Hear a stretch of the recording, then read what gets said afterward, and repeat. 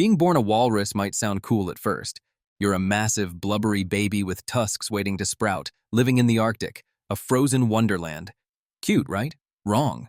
From the very first second, life as a walrus is a disaster wrapped in ice. Let's set the scene. You're born on an overcrowded, stinky beach that's less nature's paradise and more Arctic landfill.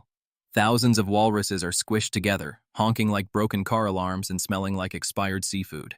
Your first sight of the world is basically one giant, blubbery mosh pit where everyone's either sleeping, farting, or stepping on you. Welcome to life. Your mom is there, of course, but don't expect cuddles.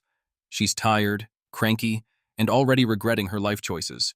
She'll stick around to make sure no polar bear snatches you up, but don't mistake her grunts for affection. She's not here because she loves you. She's just fulfilling her walrus parental obligation before she gets back to napping in the sun. Dad? Oh, he's nowhere to be found. Male walruses are too busy fighting each other and showing off their tusks to care about the offspring they helped create. Classic. And then there's the birthing process itself. Walrus moms don't get private hospital rooms or soothing playlists. They give birth in the middle of the chaos, surrounded by other walruses who couldn't care less. You come sliding out onto the icy ground like a slippery fish, instantly covered in sand, seawater, and questionable fluids. It's not exactly a warm welcome. Now let's talk about your siblings, or lack thereof. If you're lucky, you're an only child. If not, you've got competition right out of the gate. Walrus moms only have enough energy to keep one baby alive, so if there's another calf in the mix, congratulations. You're now in a survival reality show called Who Gets to Nurse? Spoiler alert, the loser doesn't make it past week 1. And the weather? Oh, the weather. Arctic winters are like Mother Nature's personal torture device. Freezing winds slice through you like icy daggers. And the sun? It's either glaring in your face for 6 straight months or hiding completely for the other half of the year. You'd think your blubber would help, but nope. It's like wearing a puffer jacket in a blizzard. You're still miserable, just slightly squishier. Oh, and your home? It's not even a nest. It's a patch of ice or sand that's so cold it feels like it's actively trying to kill you. And if the ice cracks or melts, congratulations again, you're now homeless. Try not to fall into the freezing water while you figure out your next move. Growing up as a walrus is like playing a survival game on the hardest difficulty setting. Except you didn't sign up for it, and the game cheats. From day 1, you're tossed into the icy chaos of the Arctic, where every moment is a weird mix of awkward flailing, near-death experiences, and general humiliation. Let's start with swimming. As a baby walrus, you're expected to master this life skill almost immediately. Imagine you're lounging on an iceberg, trying to get used to being alive, when your mom decides it's time for you to take a dip. No warnings, no prep, just a gentle nudge that sends you sliding into freezing water like a sack of potatoes. You hit the ocean, and suddenly, it's sink or swim. Spoiler alert, you mostly sink. Your flippers are about as useful as wet noodles, and you're paddling like a maniac, hoping not to drown. Meanwhile, mom is floating nearby, honking at you to hurry up like she's late for a meeting. No pressure or anything. Once you've sort of figured out the whole swimming thing, you're introduced to the Arctic Ocean, nature's version of a horror movie. The water is so cold it feels like knives stabbing you with every splash, and it's filled with creatures that want to eat you. Polar bears, killer whales, and sharks all think you're a delicious, blubbery snack. Even seagulls, those feathery jerks, swoop down just to peck at you for fun. And let's not forget the ocean currents, which can whisk you away to who knows where if you're not paying attention. Every swim feels like a death-defying stunt, and the only reward is not dying. Speaking of rewards, let's talk about food. Walrus cuisine is, well, disappointing. Your entire diet consists of clams. That's it. No variety, no surprises, just clams for breakfast, lunch, and dinner. To make matters worse, getting these clams is a chore. You have to dive into the icy water, dig through mud with your face, and hope you find something edible before a predator finds you. And when you finally get a clam, you slurp it out of the shell like a slimy piece of spaghetti and immediately start looking for another because, surprise, clams aren't very filling. It's a never-ending cycle of hunger and muddy disappointment. As if that wasn't bad enough, you also have to deal with your siblings. If you thought human-sibling rivalry was rough, imagine being a walrus calf. Your siblings aren't just competing with you, they're actively trying to out-survive you. They'll shove you out of the way during feeding time, hog the best spots to nap, and generally make your life miserable. Mom doesn't intervene because, let's face it, She's got her own problems. She's already juggling the stress of keeping predators away and finding enough food to stay alive. Your sibling drama is the least of her concerns. And let's not forget the weather. The Arctic is like a cranky roommate that can't decide if it wants to freeze you to death or drown you. Some days, the sun beats down on the ice, melting your home into a slippery mess. Other days, the wind howls so hard it feels like you're being sandblasted with snow. Rain is just as bad. It turns the ground into a soggy swamp, and you're left waddling around in a miserable mix of ice and slush. No matter what the weather is doing, it's never working in your favor. As you grow older, you start to notice the dynamics of the walrus herd. At first, it seems like a comforting idea, a big group of walruses sticking together for safety. But the reality is far less heartwarming. The herd is basically a giant blob of blubber, noise, and chaos. Everyone's honking, shoving, and farting, and personal space is not a concept anyone respects. If you want a decent spot to rest, you have to fight for it. Otherwise, you're stuck on the outskirts, where it's colder, lonelier, and significantly more depressing. And then there's the joy of tusks.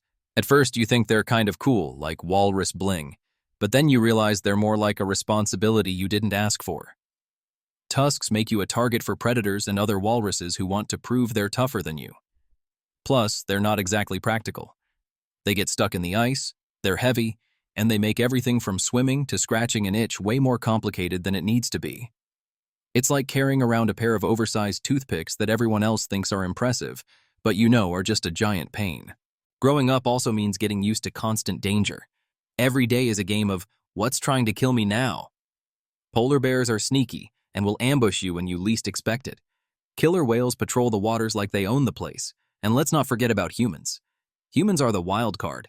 They might hunt you, take selfies with you, or toss bread at you as if that's somehow helpful. Fun fact, bread is terrible for walruses, but try explaining that to the overeager tourists who think they're feeding you a gourmet meal. The Arctic environment isn't doing you any favors either. Your icy home is melting thanks to climate change, leaving you with less space to rest and more chances to drown. The water is getting warmer, which sounds nice until you realize it's inviting new predators into your already overcrowded neighborhood. And the air? Thick with mosquitoes in the summer, because apparently even bugs want a piece of the walrus misery pie. By the time you've survived your first year, you've already overcome more challenges than most creatures face in a lifetime. You've dodged predators, endured freezing temperatures, and figured out how to eat clams without choking on mud. But don't get too comfortable. Life as a young walrus isn't about thriving. It's about not dying in increasingly creative ways. And with every day that passes, you can't help but wonder if maybe, just maybe, you should have been born as literally anything else. Life as a grown-up walrus is like graduating from middle school hell only to realize high school is somehow worse. You'd think after surviving your chaotic childhood, dodging predators and mastering the art of eating clams, things would calm down. Spoiler alert, they don't. If anything, being an adult walrus is just a longer, more exhausting version of your childhood. Except now, everyone expects you to act like you've got it all together. Let's start with your daily routine. Most people imagine walruses as these chill creatures lounging on ice floes, enjoying the Arctic vibes. That's cute, but also wildly inaccurate. In reality, you're either fighting for food, fighting off predators, or just fighting. Life as a walrus is one big bar brawl, and the only prize is not starving to death. Every clam you find feels like winning the lottery, until another walrus waddles over and steals it out from under your tusks. There's no honor among walruses. If you want to keep your food, you'd better swallow it whole before someone else gets ideas. And speaking of tusks, those things you spent your childhood growing? Yeah, they're not the badges of honor you hoped they'd be. Sure, they look cool, but now everyone wants to challenge you. Every other male walrus sees your tusks as an invitation to a headbutting contest, which is basically the walrus version of a street fight. It doesn't matter if you're minding your own business. If a rival decides he wants your spot on the ice, it's game on. And these fights aren't quick little scuffles. They're long, brutal battles that leave you sore, scarred, and questioning every life decision that led you to this point. If you think being a female walrus is any easier, guess again. Mating season rolls around, and it's chaos. Male walruses spend the whole time bellowing and battling for attention like they're auditioning for some awful dating reality show. Meanwhile, the females are just trying to survive the ordeal without getting trampled. Romance? Nope. It's more like a blubbery stampede with tusks flying everywhere. If you're a female, you don't get to choose the love of your life. You're more likely to end up with the loudest or most persistent guy, which is about as romantic as picking a mate based on who yells the most at a bar. And then comes parenting. If you're a mom, congrats. You now get to sit on a freezing beach for months, nursing a calf that treats you like a vending machine while also trying not to die. Protecting your baby from predators is a full-time job, especially since polar bears and killer whales don't take maternity leave. And if you're a dad, well, you're off the hook entirely.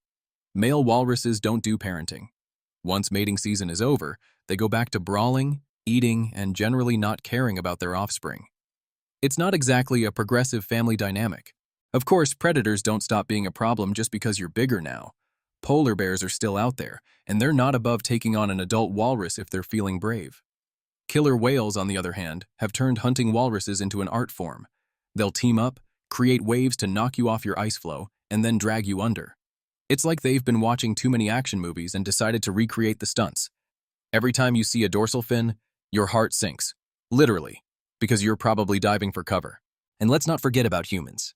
Humans are the ultimate wild card. Some want to hunt you for your tusks, others want to turn you into a meme, and a few just want to toss bread at you like you're a giant aquatic pigeon. Bread, by the way, is useless. It's like handing a starving person a single crouton and expecting them to be grateful. Thanks, Karen. Super helpful. As if all this wasn't bad enough, the environment is actively betraying you. The ice floes you rely on are melting faster than your dignity during mating season. Climate change has turned your home into a slippery, shrinking death trap.